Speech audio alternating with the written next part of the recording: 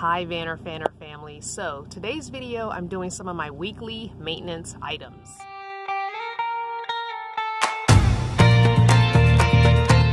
I work tomorrow night for the first time, so I was gonna do all this tomorrow, but I'm gonna be sleeping during the day so that I can work the overnight shift. So I figured I will do it today so that it'll be all done for tomorrow and I don't have to worry about it. So you will get a little bit of butt footage. It's not the cutest butt, it's not the plumpest butt, it's not the roundest or the fattest butt, but it's a butt. Because I have to get on my knees to pull out the tanks from under the sink, and it's kind of difficult to have the tripod set up in there while I'm trying to maneuver and pull those out. So the tripod's gonna sit outside here at the door, and you'll see some butt action. I'll try and edit out as much as I can. But I want to show you how I take the tanks out from under the sink, and then how I dump the gray here, and how I refill the fresh. So, you know, just bear with it. Everybody's got a butt. Ugh, get over it. All right. So basically, I take my my lovely mesh door. Thank you, Judy. Again, she hemmed it up for me because it's really long, because it's really made for like a patio door, an apartment or a house door. She sewed up my pocket for my Harbor Freight pockets as well. So she did all that the same visit that she was here. So they have magnets, and so I usually just open it up and magnet it to the sides of the van. So I'm gonna zoom in so you can see under the sink, and you'll see me pulling out the gray tank. It's more so the gray tank that has to be pulled out. The fresh water tank, I can just pull it out a little bit and fill it while it's inside the van, but the gray tank obviously has to come all the way out in order to get dumped. So I'm gonna zoom in and show you how I just kind of slide that out. Okay, so we're all zoomed in. The quality of this zoom in is not gonna be great, because remember guys, I'm using a cell phone. I don't have a fancy schmancy camera. So yeah, the quality of the zoom in is not gonna be the greatest, but you'll still be able to get the idea of what I'm doing here. So here comes the butt action. Length. Okay, so I just I use this towel like a curtain because I don't want to see these tanks, so I just throw that up. Gray, fresh. So I kind of lift the sink up,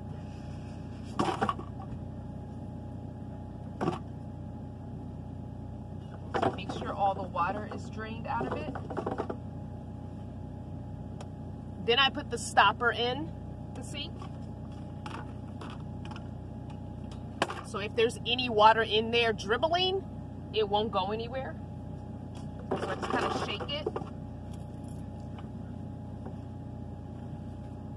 So under my sink, I don't know if you can see this very well, but under my sink, I just cut a hole in the side of this tank, and that's where the tube goes for my sink.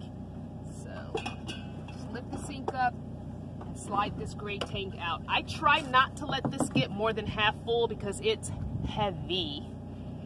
Heavy. All right, now I'm gonna turn you around so you can see me dumping it.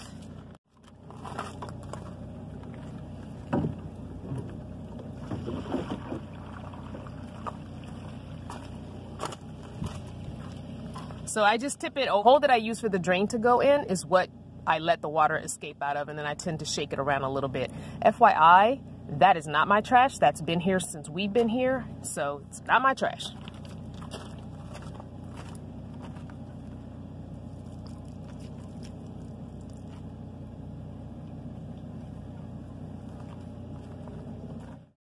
All right, we're back inside, and I'm going to put the gray tank back.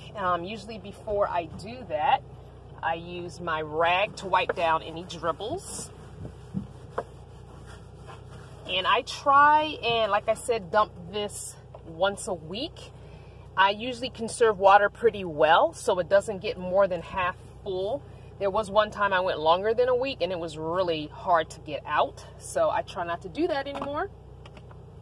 So a couple of things that I have under here that I kind of move out of the way before putting the gray tank bank back is a one of those Harbor Freight pumps. I know Bob Wells' friend did a video on this, how he refills his water in his trailer with this, and I have 2D batteries in the bottom of this bag, and I keep it in plastic so it doesn't get wet. But I haven't had to use this in a really long time, which is why I removed the batteries. I was using this as a temporary sink, and I didn't want to get rid of it because it's kind of a cool thing to have. You never know when you're going to need to transfer water to something. And I also was debating about if I even really wanted to have a separate fresh tank under here because space was so limited. So at one point I only had like one, and was debating about, well, I didn't have one. I was debating about, did I need more than one? So I just lift the sink up a little bit. Let me move you up.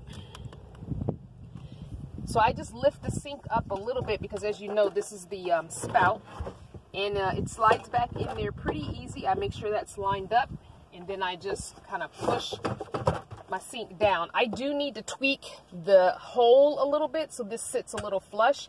When I was cutting this, yeah, the blade kept popping off of the saw that I was using. I had borrowed a saw from someone who has tools in their vehicle, Karen.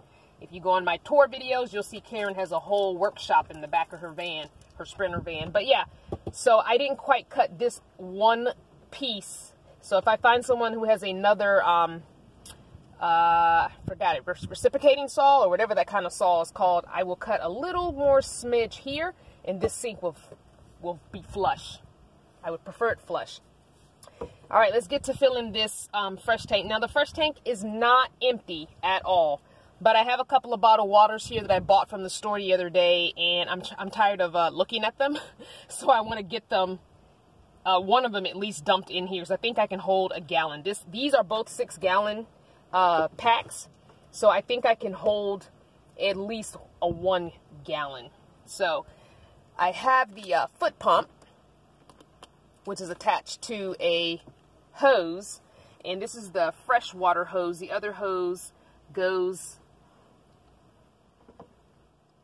to my faucet so that I can have water come out the faucet. So I just kind of slowly pull that out so the water drains, and then I sit it inside the sink in case anything dribbles. It's already where it's supposed to be. Then I just slide this out and dump the water right in there. So I'm just gonna slide it out. Yeah, it looks like we can get at least a gallon. So with these tops, they come with the cover, like the gray one has the cover on it. So this is, let me move this. So this is the gray cover. I'll show you. So this is the cover that comes on it that you put inside of the cap. But it also has this funnel end as well. And so the gray one, the funnel end to the gray one is in my drawer. I don't use it. So, I mean, I could put it on there, but I never take this top off, So this one I use the funnel because the tube goes down into the funnel and it gives me less splash. The only thing I would tell Reliance to do, and that's the company that makes this, the only thing I would tell Reliance to do is to please, please, please, please update these with a strip of clear that I can see through it. I can see when where my water level is. Like, I would love a clear strip all the way to the top to bottom so I can see where my water level is. It's not really probably meant to be made as a fresh or gray tank, but I would love a way to just, like, I wish I could rub something on this to make it see-through, you know, but you can't. It's pretty sturdy plastic. So I'm going to get these water bottles and start pouring. This one is partially full, so we're going to go ahead and pour that one in. So I constantly have to peek in there and guesstimate where my water level is. So I forgot to bring this with me inside the store the last time I went to fill it. So that's why I bought some bottled waters. It is what it is.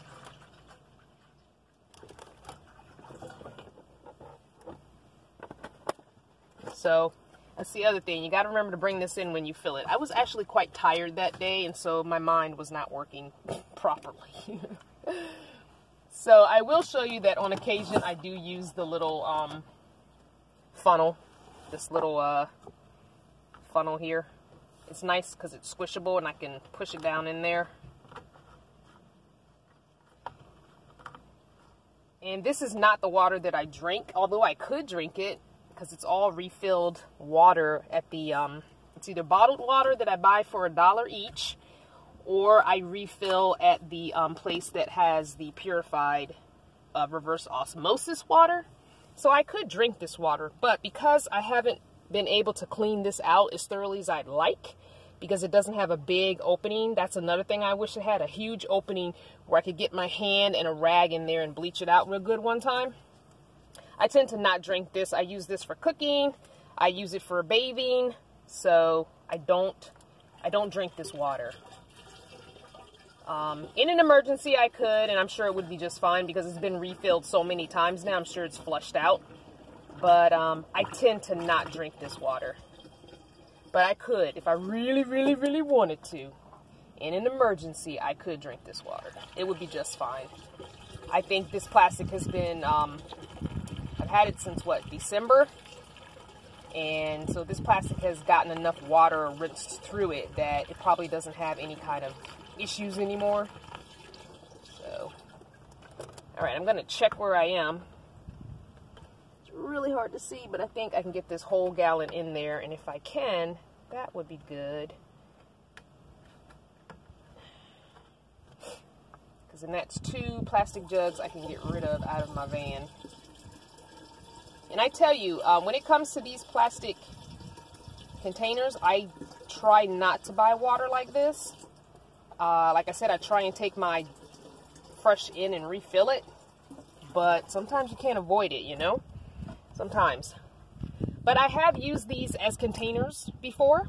Like I have cut this with a X-Acto knife and used it inside my drawers to put things and keep things neat and organized. You know, like the little bins you get from Dollar Tree. I've done that. You just put a piece of duct tape around the edge so you don't cut your fingers, and it works just fine. All right, it looks like I could probably get a whole nother gallon in there. It looks like it. And I've got 2 more gallons. Those are usually what I use for drinking. I usually try and use 2 gallons for drinking water. But, so I think I'm going to stop there. And when I go in to work, when I get off work on Sunday morning, I will just refill this the rest of the way. But that's more than enough, honestly, because I use so little water. At least I try to, anyway. So we just put the top back on it. It will get on right. There we go. And we just stick the tube back in, and we just slide it in slowly, a little bit at a time, because I have a towel under here. I have a piece of rubber mat, and then I have a towel on top of the rubber mat. So I slowly slide that back so that the towel and the rubber mat don't shift. So that's just to catch any dribbles if there are any. Usually there aren't, but you know, better safe than sorry than have the actual van carpeting be messed up. So let's put these items back. So I have, like I said, I have the pump here. I have a little way that I stick it in the side and it goes back in there just like that. And then I have my little dustpan and broom. Could not find this in red at Dollar Tree last time, so as soon as I'm able to replace it in red, I will. But it's hidden, nobody sees it.